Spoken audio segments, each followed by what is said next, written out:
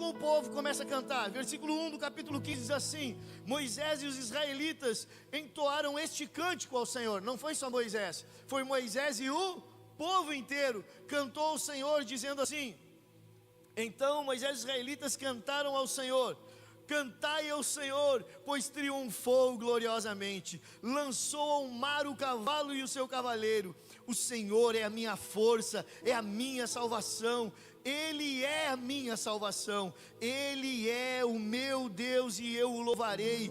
É o Deus de meu pai e eu exultarei. O Senhor é guerreiro, o seu nome é Senhor. Moisés e todo o povo, por que eles estavam clamando? Por que eles estavam cantando? Porque eles tinham vencido. Eles venceram. E se tem uma coisa que a gente faz quando a gente vence, a gente comemora. A gente comemora, a gente celebra, a gente se alegra. E quando a gente perde? Quem aqui comemora a derrota? Dificilmente. Quando as coisas estão ruins, a gente comemora. No momento da vitória, a gente não demonstra o que está dentro da gente sempre. Mas é nos nossos momentos de crise que vai aparecer verdadeiramente quem nós somos. A Bíblia vai nos dizer que 3 dias depois deles cantarem, de Miriam dançar, do povo se alegrar, deles dizerem: Ele é o Senhor, o nosso Deus poderoso que nos livrou. 3 dias, não é 3 semanas, 3 meses ou 3 anos. 3 dias depois, eles chegam a Mara.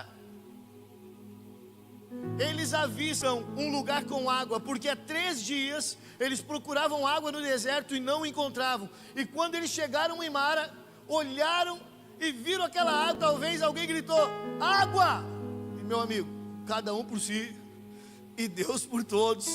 Vamos correr para a água. Todo mundo corre em direção à água. E quando o primeiro chega lá para beber o primeiro gole de água, aí a coisa fica complicada. Porque quando eles vão beber aquela água, eles dizem: epa, a água é amarga. O povo tinha acabado de viver um milagre. O povo tinha acabado de viver algo extraordinário da parte de Deus. Um milagre glorioso. Mas agora eles estão diante de um problema, diante de uma situação. O deserto quente, o cansaço, a procura por algo que eles não estão encontrando. E quando eles encontram aquilo, não era como eles pensavam. A água estava amarga. E aí o cara deve ter gritado: oh, tá ruim. O outro começa a gritar: tá azedo, tá amargo, não dá para beber.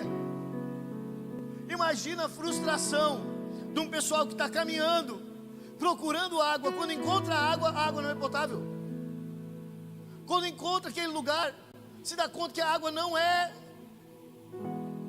própria para consumo. Esse povo começa a fazer algo muito legal. Eles começam a murmurar. Eles começam a reclamar. Eles começam a falar do amargor daquela água. Eles começam a questionar Moisés mais uma vez, através desse amargor. Só que o que esse povo não lembrava é que Mara é um lugar de transição. Mara não é um lugar de morada. Não faça morada aonde Deus apenas chamou a gente para passar. Esse povo começa a reclamar, como se não houvesse amanhã, como se a vida deles fosse viver só naquele lugar. E isso é muito real para os nossos dias de hoje. Depois de algumas vitórias, depois de algumas promessas que a gente vive, a gente passa por momentos ruins e por momentos amargos. E quando a gente está passando por momentos ruins e momentos amargos, a gente é levado a murmurar, a gente é levado a reclamar, a gente é levado a questionar Deus quanto ao que a gente está vivendo. O problema todo desse povo é que eles não entendiam que era um lugar de transição. Eu posso te garantir que o amargor da tua vida as lutas que você tem vivido, os desertos que você tem passado, o amargor da tua alma é um lugar de transição, não é um lugar de morada. Ele não pode ser um lugar onde a gente vai ficar, ele precisa ser um lugar de passagem apenas. Mas muitos de nós estamos vivendo nesse lugar de amargura, nesse lugar de tristeza, nesse lugar de vazio, nesse lugar de reclamação, nesse lugar que às vezes a gente vai olhar e não dá certo. Talvez você achou que ia dar certo, talvez você confiou em alguém, talvez você orou por algo e nada disso foi respondido da maneira que você queria. E você esteja vivendo o amargor da vida. Só que esse não é o nosso lugar. Esse é o lugar de transição da nossa vida que a gente vai passar, que a gente vai experimentar, que a gente precisa entender. Eu não sei o que aconteceu, mas tem gente morando no meio da tristeza, no meio do amargor, no meio das feridas, das mágoas, das tristezas do seu coração. O Senhor não te chamou para ficar aí.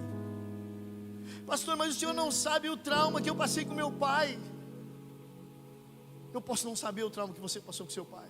O Senhor não sabe o que eu passei nas mãos do meu marido. O Senhor não sabe o que eu passei na minha infância. O Senhor não sabe as rejeições que eu vivi. Por mais que tudo isso tenha acontecido, por mais que tudo isso tenha se levantado contra a tua vida, eu posso te garantir que Deus tem algo novo para você, uma transição nova para mim e para você. Esse é apenas o lugar. Deus tem um lugar de promessa para mim e para a tua vida. Só que quando a gente fica nesse lugar, a gente não consegue perceber o quão bom será ali na frente o que Deus tem preparado para nós. A Bíblia vai nos dizer em Gênesis capítulo de número 11, se eu não estou enganado, a partir do versículo de número 26, que Tera, pai de Abraão, tinha um filho chamado Arã, e Arã morreu em Ur dos Caldeus. Mas Tera pega o seu filho Abraão, o seu sobrinho Ló, pega tudo que ele tem, e ele sai em direção a Canaã. Só que ele não consegue chegar até Canaã. O nome do filho dele que tinha morrido era Ur, e ele chega numa cidade chamada, o nome do filho dele era Arã, e ele chega até uma cidade chamada Arã, e Tera não vai até Canaã. Tera para em Arã. Ele morreu junto com seu filho, ele secou junto com seu filho, e ele não conseguiu ir até Canaã, uma terra que manava leite e mel. Talvez a promessa que a gente vê Deus fazendo a Abraão, a Bíblia não nos relata isso, mas Deus tenha feito a Tera, pai de Abraão, dizendo: sai da tua terra, Tera, sai da tua parentela, Tera, e vai para a terra que eu te mostrarei. Eu quero te dar Canaã, Tera. Mas ele acaba parando em uma cidade que tem o mesmo nome do filho que morreu, e ele não segue adiante, e ali ele morre. Muitas pessoas têm morrido no meio dos seus problemas, sem avançar até o local da promessa que Deus tem para você. Por quê? Por causa da dor, por causa da decepção, por causa de coisas que a gente viveu, traumas que tem feito as águas serem amargas na nossa vida. Mara, eles começaram a murmurar. O problema não era a água amarga, gente, a água amarga só revelou o que tinha dentro deles: murmuração. O que as vitórias escondem, as lutas demonstram. As lutas demonstram. As situações provam o que está dentro de nós. O amargor, a tristeza, a insegurança. O problema não se resolveu quando eles murmuravam. O problema não resolveu enquanto eles estavam murmurando, porque murmuração não resolve problema. Murmuração demonstra o quanto a gente é inseguro a respeito daquilo que Deus tem para a nossa vida. O quanto a gente está focado nos problemas e não no Deus que resolve problemas, num Deus que é poderoso e que está acima de tudo que tem permeado a nossa vida. Quando a gente vai olhar para Êxodo capítulo de número 15, se você puder abrir junto comigo aí, Êxodo 15.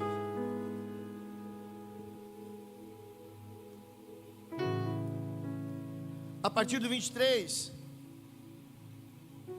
do 24, diz assim: o povo então começou a se queixar, ou a murmurar a Moisés, dizendo: o que beberemos? O que a gente vai beber, Moisés? O que a gente vai fazer agora? Como que a gente vai viver a partir de agora? Com isso que a gente está vivendo, com esse amargor que a gente está vivendo, como que eu vou viver agora? Eu fui traído, eu fui abandonado, eu fui deixado de lado. Como que eu vou viver agora? Como que eu consigo prosseguir diante dos traumas que eu tenho? Como que eu vou seguir agora que eu fiquei desempregado? Como é que eu vou seguir agora que surgiu um problema no meio da minha família? Como que eu vou seguir? O que vai acontecer? E o povo começa a murmurar e reclamar. Uma coisa acontece: enquanto você murmura, você não tem resposta. Enquanto você murmura, você fica mais azedo. Quanto mais você murmura, mais amarga fica a tua vida. Quanto mais você murmura e reclama, pior é a situação, vai sendo agravado, o diabo vai se aproveitando disso. Agora olha o que Moisés faz. Olha o que Moisés faz. 25, versículo de número 25. Moisés vai dizer assim, diz assim a palavra do Senhor. Pode deixar para mim, guris, tá? Moisés clamou ao Senhor, e Moisés clamou ao Senhor. Presta atenção. Enquanto a gente murmura, a gente não tem resposta. Mas toda vez que a gente clama, a gente tem resposta. A palavra do Senhor vai dizer o quê? Clama a mim e responder-te-ei. Não é clama a mim e eu vou ficar calado. Não. O que a palavra vai dizer a nós? Clama a mim e responder-te-ei, e anunciar-te-ei coisas grandes e firmes que você ainda não. Ele está dizendo: olha, quando você clama, eu vou te responder. E não vai ser uma resposta qualquer, não. Vai ser a melhor resposta para a tua vida. Porque quando você clamar a mim, eu vou te responder. E eu vou te anunciar coisas grandes, e não coisas voláteis, coisas firmes, coisas sólidas, que vão fazer com que você possa pisar em cima dessa palavra e viver por essa palavra. Clama a mim e responder-te-ei, e anunciar-te-ei coisas grandes e firmes. Gente, Pedro, quando sai de dentro do barco, ele pisa na água? Não. Para mim, ele pisa sobre a palavra que o Senhor deu para ele, dizendo: sai da água, pode vir, eu estou contigo, você não vai afundar. Esse é o nosso Deus, que quando dá uma palavra a nós, por mais que o terreno aos olhos humanos seja instável, pode pisar, porque foi Ele que garantiu que você não vai afundar. E Ele disse: e eu responder-te-ei coisas grandes e firmes que você ainda não sabe. Deus, Ele me surpreende. Ele me surpreende. O povo reclamou com Moisés. O que acontece quando uma pessoa reclama com a gente? A gente começa a reclamar, a gente começa a ficar amargo, a gente começa a ficar azedo. Você conhece alguém azedo? Quem conhece alguém azedo aqui? Se você não conhece, é você que é o azedo. É certo. Talvez é você que está azedo aí, né? Tranquilo, pode ser. Mas olha, tem gente que vai contaminando. Moisés não deixou os seus ouvidos ser contaminados. Moisés não deixou o seu coração ser contaminado. Moisés segue clamando ao Senhor. E quando ele clama ao Senhor, o que acontece? Moisés clamou ao Senhor, e esse Deus surpreende. Esse lhe indicou um pedaço de madeira. Presta atenção nisso que eu vou te falar. Deus vai falar coisas às vezes que não faz sentido para nós. Tem coisas que não tem sentido. Gente, eu quero que a água fique boa, e Deus me mostra um pedaço de pau. Deixa eu te falar uma coisa. Se sou eu, lá no deserto, o povo está reclamando, murmurando, e lá nos meus ouvidos, e Deus me mostra um pedaço de pau, uns 30 morrem, de tanta paulada que eu dou na cabeça. Entendi, Senhor. Toma ali, feliz. Ninguém mais reclama. Dá-lhe uma sumada de pau nos 30. Se eu sou Moisés, eu tinha entendido isso. Mas ele era um homem de Deus sensível. Deus do céu, tem gente reclamando, me mostrou um pedaço de pau. Ô irmão, se estiver discutindo comigo e Deus me mostra um pedaço de pau,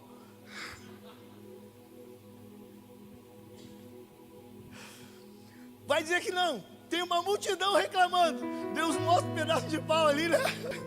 Já era, né? Oh meu, depois tem que estar procurando advogado, né?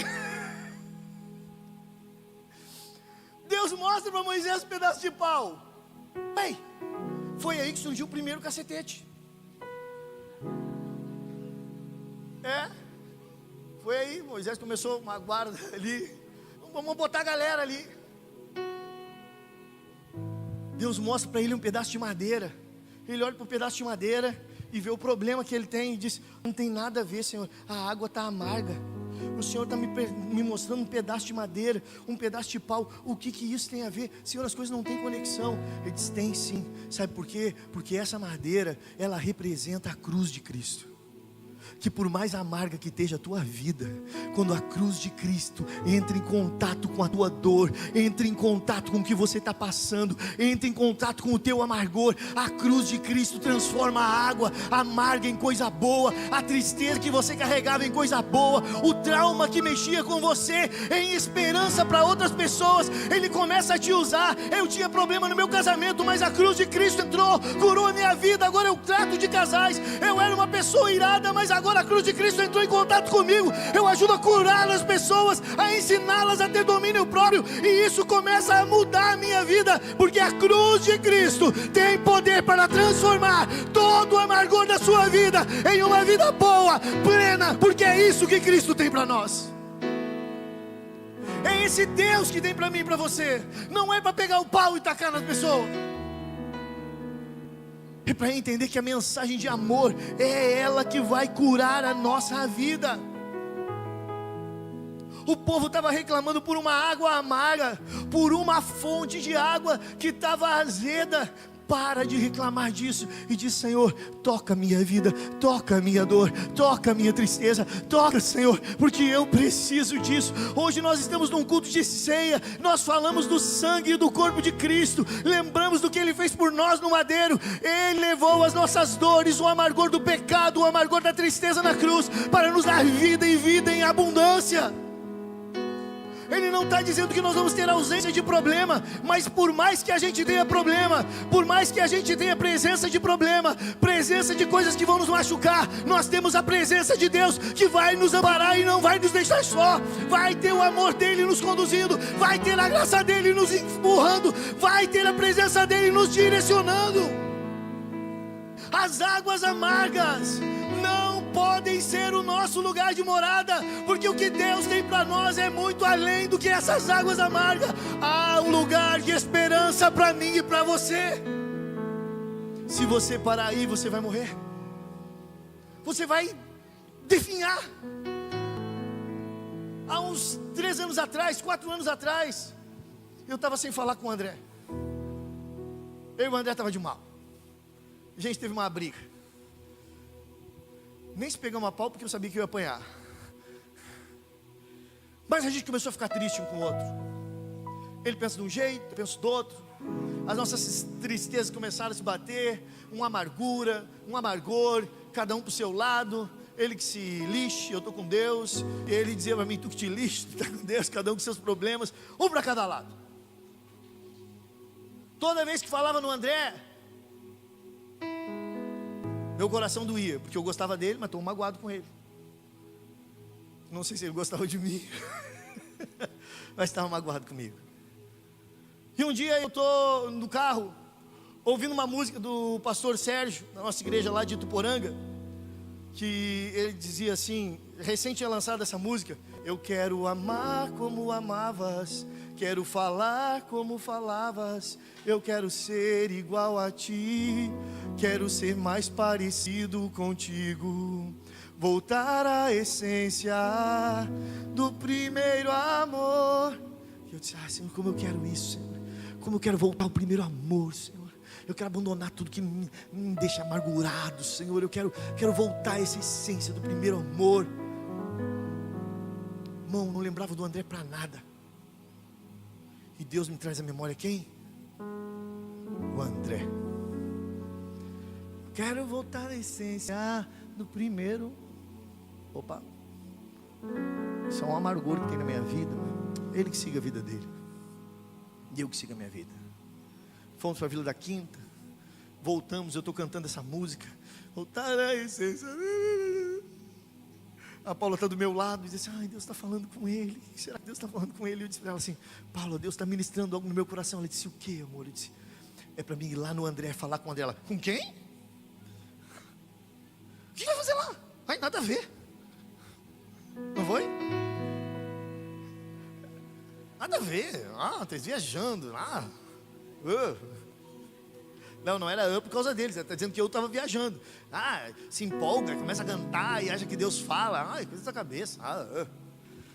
Deve ser coisa da minha cabeça. Não tá na essência do primeiro André. Eu disse: Paula, eu preciso ir lá no André. E ela disse: então vai. Eu disse: vou. Ela disse: vai, vamos lá. Eu digo: o que eu vou dizer? Eu não sei o que eu vou dizer. Comecei a pensar. Quando eu estou pensando isso, ela me perguntou: e o que tu vai falar? Eu disse: não sei. Eu não sei o que eu vou falar. Eu só lembro de coisas que a gente conversava antes. A gente falava sobre música, a gente falava sobre o mover do Espírito Santo, a gente falava de como Deus agia, de como a gente queria ver Deus agindo, o amor de Deus tocando a vida das pessoas. Eu não sei o que eu vou fazer. Eu vou chegar lá e vou bater, e se eles não tiverem? Aí era coisa da minha cabeça. E eu fui. Parei o carro na frente da casa do André, nervoso. Eu digo: e se o cara me xingar, mano? E se ele me receber meio áspero? Sabia que ele não faria isso. Bati. Quem atendeu foi a Letiane. E eu lembro da cara de amor da Letiane, assim, e de espontaneidade. Ela fez: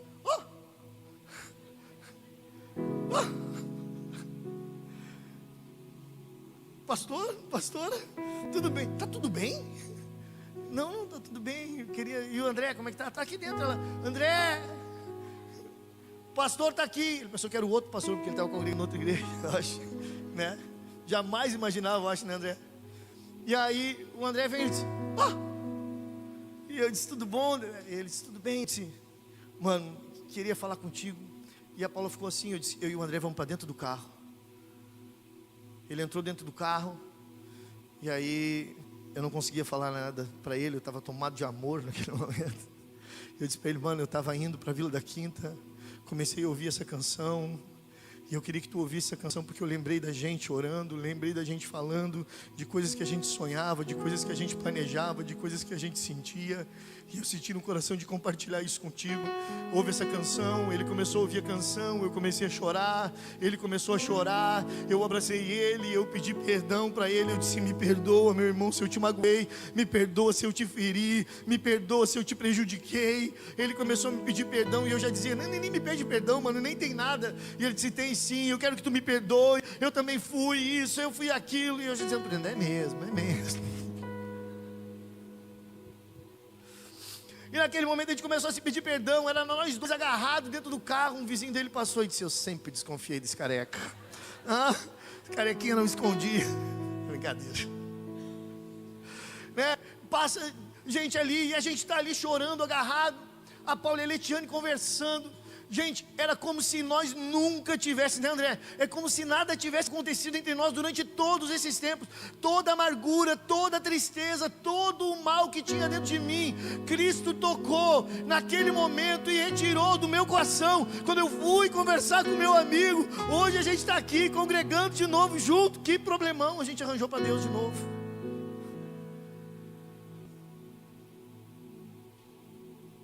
A gente se abraçou, a gente tirou um momento com Deus, a gente orou. Saímos, abraçamos a Lei, o André. Disse: gente linda, como é que a gente viveu sem eles tanto tempo? Meu Deus, como é que a gente se acostumou com tudo isso? O amargor, Mara estava vivendo dentro de nós. E toda vez que falava deles, era uma coisa que não deixava a gente andar, a gente ir, a gente prosseguir. Vamos liberar, vamos viver coisas novas que Deus tem para nós. Eu fui curado, o André foi curado. Hoje eu estou no culto, eu estou lá dentro, e eu escuto: aleluias! O André está no culto. Quando não tem aleluias, não tem André no culto. Eu disse: o que o André está fazendo que ele não veio no culto hoje? O Senhor pôde curar o meu coração, o coração dele, porque que não vai fazer isso com você.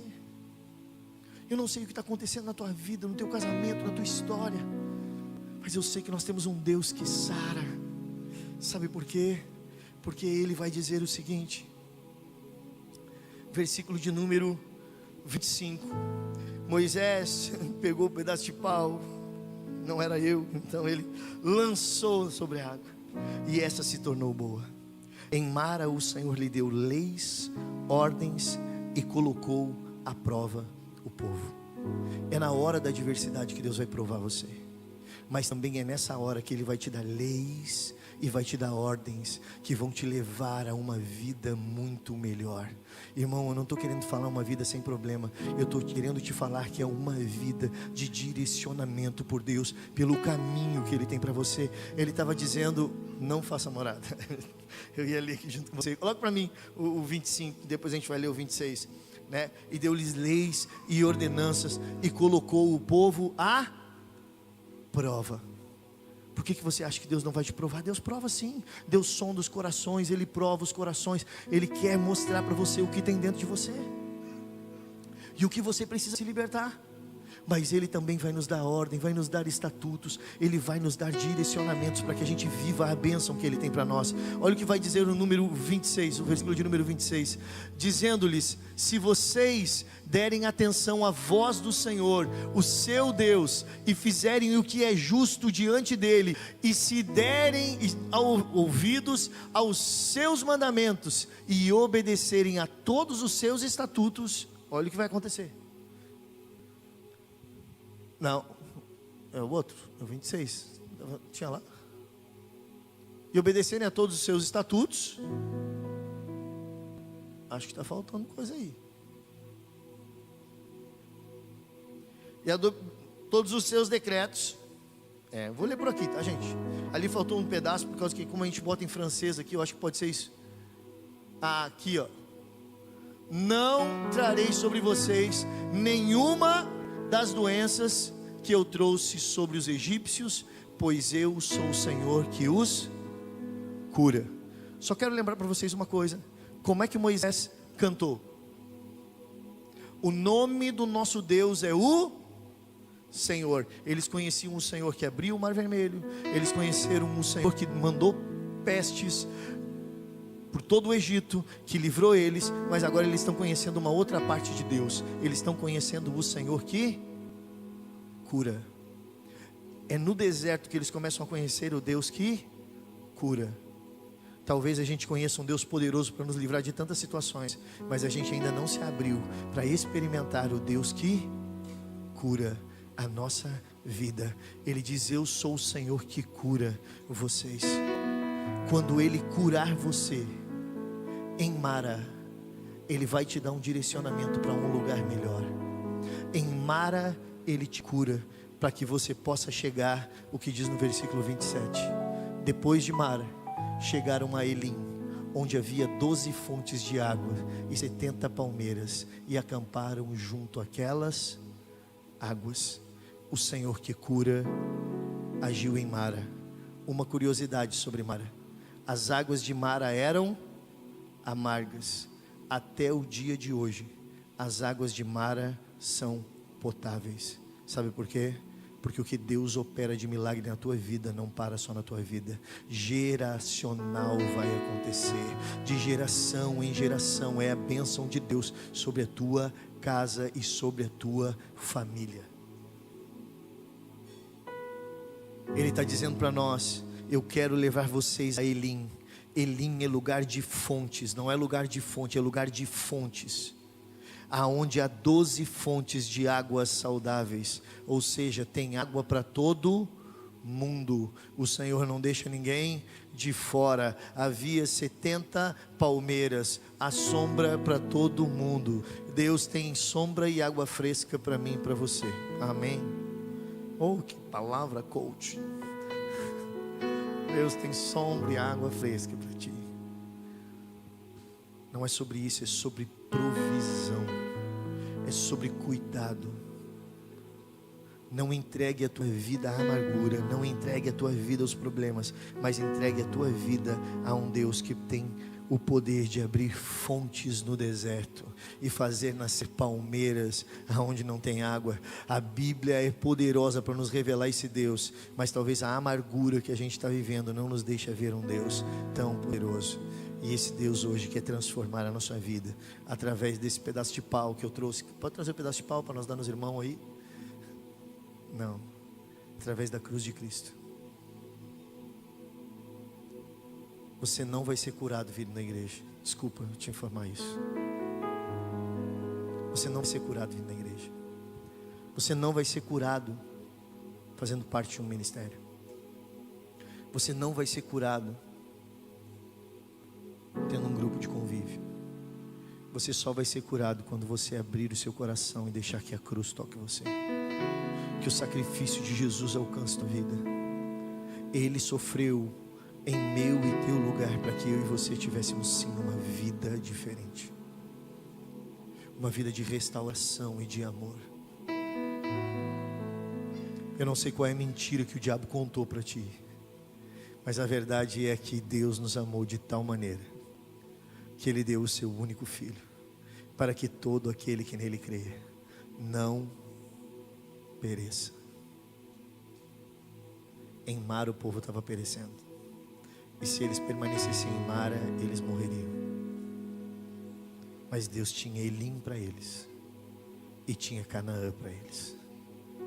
É o que Deus tem para a nossa vida hoje. É um lugar de promessa.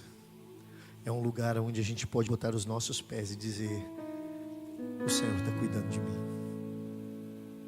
Então deixa a amargura impedir você de viver milagres extraordinários, testemunhos extraordinários. Te coloca de pé junto comigo.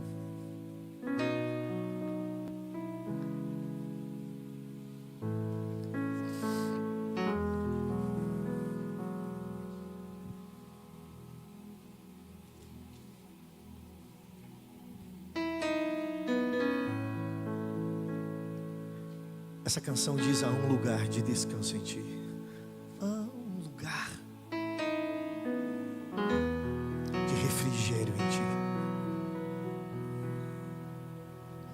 A Santa Ceia nos lembra do sacrifício que Jesus fez. A Santa Ceia nos lembra que nós somos corpo de Cristo. Mas esse lugar é no Senhor. Aonde que você está? Irmão, não pense que eu não tenho problema não. Não pense que eu não tenho amargura não. Não pense que eu não tenho treta não. O pastor é perfeito não. Essas semanas nós andávamos de treta com meu filho aí.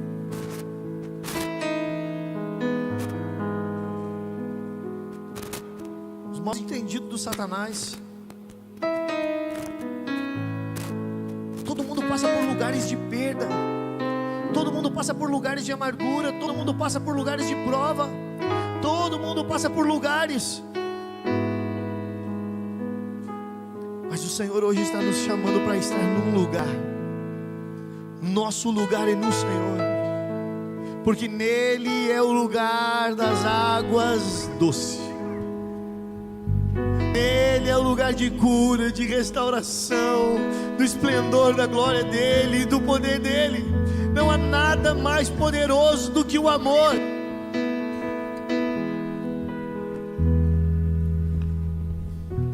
Coloca a mão sobre o teu coração. Paz, que bom que você assistiu esse vídeo até o final. Eu sei que nesse vídeo não teve uma oração, não teve um momento talvez que você estivesse esperando. E isso é por causa dos direitos autorais do YouTube e das canções que a gente canta. Mas eu gostaria de, nesse momento também, deixar uma oração para você, para que você não saia dessa live sem receber uma oração. Então, coloque a mão no teu coração, deixa eu orar por ti nesse momento. Senhor, nós oramos por essa pessoa que ouviu essa live, que a tua mão seja sobre ela, que esse dia seja impactado pela tua presença e que essa mensagem, Senhor, encontre um coração fértil. Que a tua palavra cresça e germine, Senhor, através dessa pessoa. E que ele possa multiplicar tudo aquilo que ele ouviu. Em nome de Jesus, amém. Que Deus possa ter falado contigo. Não esquece de compartilhar com seus amigos e de deixar um like nesse vídeo. Que Deus te abençoe, em nome de Jesus.